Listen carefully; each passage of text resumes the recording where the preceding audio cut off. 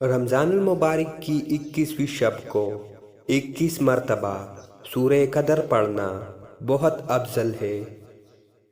رمضان المبارک کی 30ویں شب کو سورہ یاسین شریف اور سورہ رحمان ایک ایک مرتبہ پڑھنا بہت افضل ہے۔ رمضان المبارک کی 25ویں شب کو 7 مرتبہ سورہ دہان پڑھے، عذاب قبر سے وہ شخص محفوظ رہے گا۔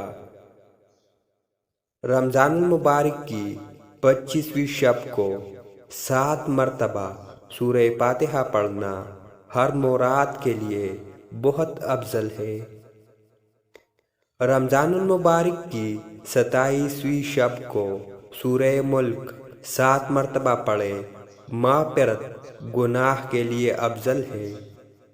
حضرت علی رضی اللہ عنہ فرماتے ہیں، جو شخص شب قدر میں سورہ قدر 7 بار پڑھتا ہے، اللہ تعالیٰ اسے ہر مصیبت سے نجات دیتا ہے۔